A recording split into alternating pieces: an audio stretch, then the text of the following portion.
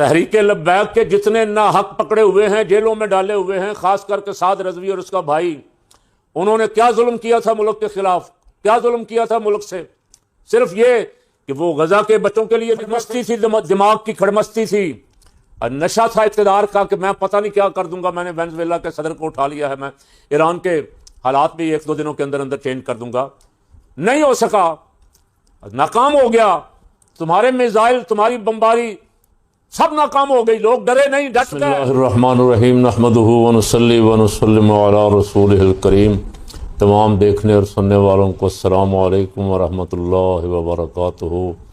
اللہ پاک حضور سید عالم صلی اللہ علیہ وسلم کی امت کی خیر فرمائے، حفاظت فرمائے۔ سبسکرائب والا سلسلہ آپ نے روکا ہوا ہے، اور لائک اور شیئر کرنے والا بھی میرا خیال ہے رمضان کی مصروفیات کی وجہ سے شاید آپ بھول گئے۔ اگر یاد کر لیں تو اچھا ہے، آخری عشرہ ہے، کچھ آپ کا حصہ بھی ہمارے ساتھ شامل ہو جائے گا۔ پورا امریکہ تقریباً ٹرمپ کے فیصلوں کے خلاف بول پڑا ہے۔ سینٹ میں سینیٹروں نے جھوٹا کہہ دیا ہے کہ ٹرمپ جھوٹ بول رہا۔ ٹرمپ کو جھوٹ بولنے میں کوئی شرم بھی نہیں۔ ٹرمپ جب جو جی چاہتا ہے چھوڑ دیتا ہے۔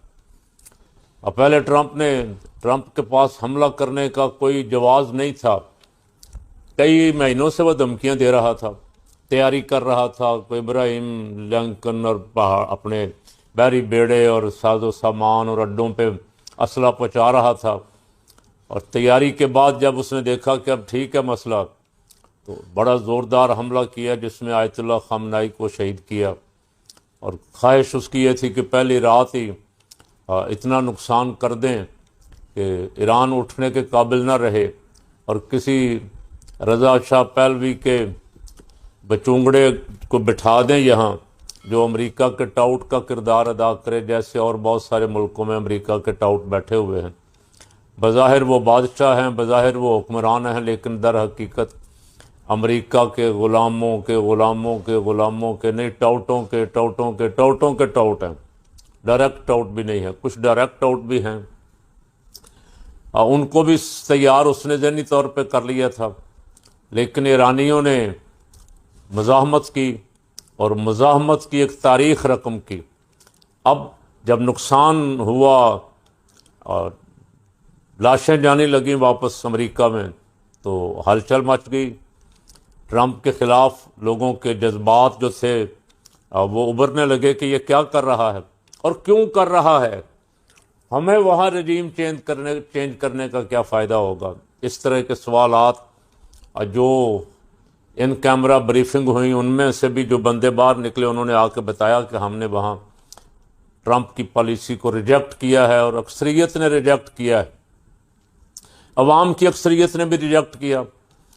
اب کافی دن گزر گئے ہیں، 12-13 دن ہو گئے ہیں، اب شور مچا ہے دنیا میں۔ یونیسیف کا ترجمان صاحب میں نے دیکھا بول رہے تھے کہ 170-75 بچیوں کا قتل کوئی چھوٹا حادثہ نہیں ہے۔ دنیا کو کیا ہو گیا ہے، دنیا کو چپ لگ گئی ہے، لوگ بول کیوں نہیں رہے؟ اور یہ خبر بہت بڑی خبر تھی جسے اخبارات نے اور میڈیا نے چھپایا، اور میڈیا تو امریکہ کنٹرول کرتا ہے، اسرائیل اور امریکہ کوئی اپنے نقصان کی خبر نہیں آنے دے رہے۔ اسرائیل میں بھی پابندیاں ہیں، میڈیا کچھ دکھا نہیں سکتا، کوئی ویڈیو نہیں بنا سکتا، اس کے باوجود ویڈیو نکل رہی ہیں، اور آہستہ آہستہ سچ لوگوں کے سامنے آ رہا ہے۔ 500 بندہ مرتا ہے اسرائیل کا تو 5 بتاتے ہیں، اس لیے کہ لوگوں کے حوصلے پست نہ ہو جائیں۔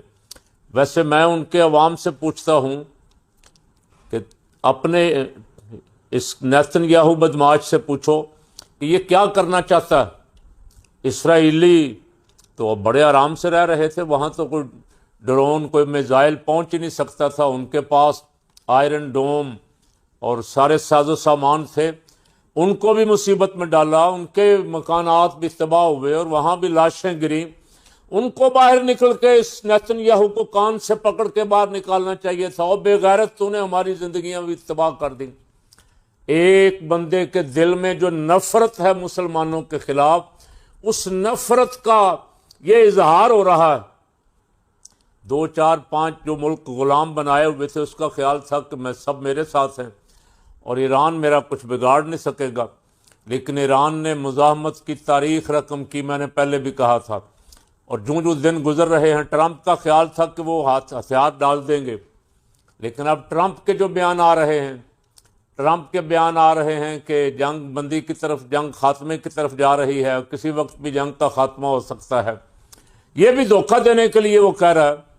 ایک طرف کہتا ہے جنگ خاتمے کی طرف جا رہی ہے، ایک طرف کہتا ہے کل رات بڑا حملہ کرنے والے ہیں، لیکن دیکھیں کاش امریکی عوام آنکھیں کھول کے دیکھیں، اسرائیلی عوام دیکھیں، اسرائیلی بنکروں میں چھپے ہوئے، سائرن بجتے، لوگوں میں خوف و ہراس پھیل جاتا ہے، ان کے حالات بہت بدترین ہیں، اور ایرانی سڑکوں پہ ٹہل رہے ہیں، پھر رہے ہیں، مظاہرے کر رہے ہیں، ہوٹل بھی ان کے آباد ہیں، بازار بھی آباد ہیں، اور نقصان کے باوجود ان کو کوئی پرواہ اور فکر نہیں ہے، وہ لڑ رہے ہیں۔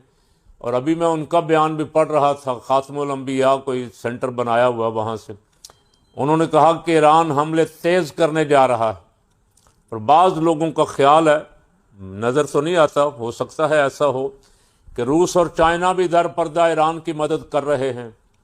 اگر ایسا ہے تو اس کی معلومات امریکہ کے پاس تو ہوں گی، تو پھر امریکہ کو خدا کا ڈر نہیں ہے تو اپنی عوام کے لیے اس جنگ کو فوراً ختم کر دینا چاہیے، اعلان کر دینا چاہیے، یا روس اور چائنا کو درمیان میں ڈال کے کوئی جنگ بندی کی بات کرنی چاہیے۔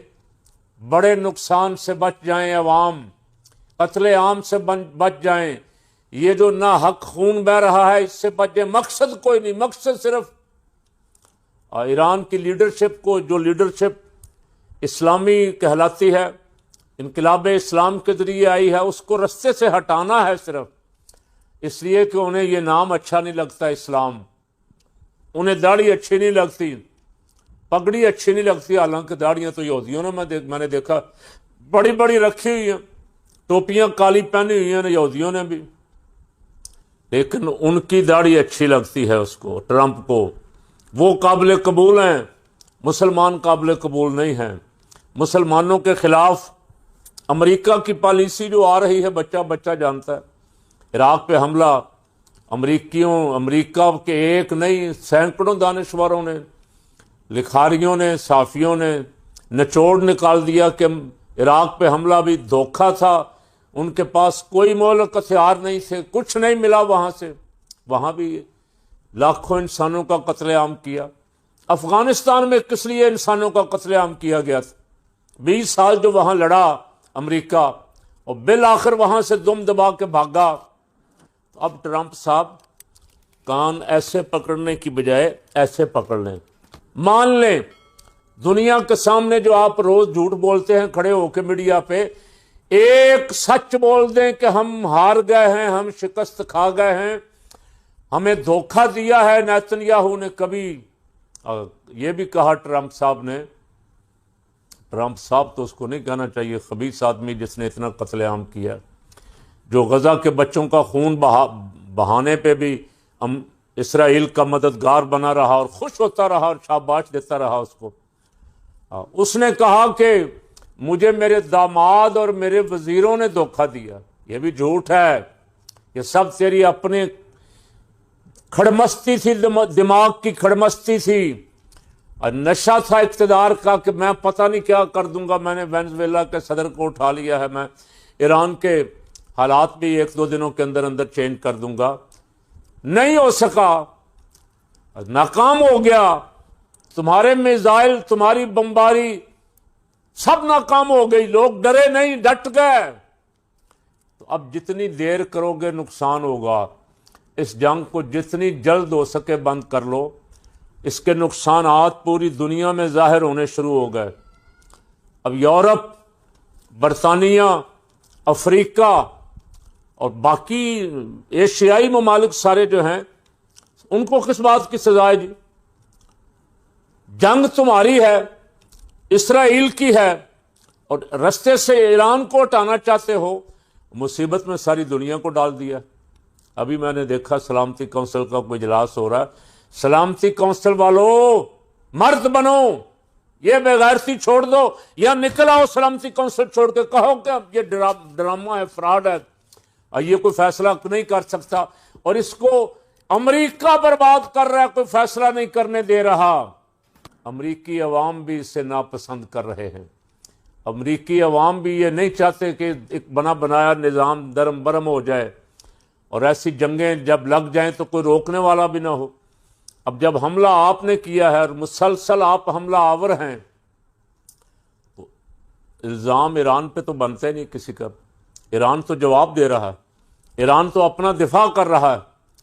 تو بڑے ملک جو ہیں ان کو چاہیے کہ ٹرمپ سے کہیں کہ اگر اس نقصان سے بچنا ہے تو تاخیر نہ کرے، ہاتھ کھڑے کر دے، اعلان کرے کہ مجھ سے غلطی ہوئی، میں معافی مانگتا ہوں، اور جتنا نقصان ہوا ایران کا اس کا ازالہ تو نہیں ہو سکتا، بہت ساری جانیں گئی ہیں، خاص کر کے آج نہیں تو کل نہیں تو پرسوں دنیا بولے گی اس پہ۔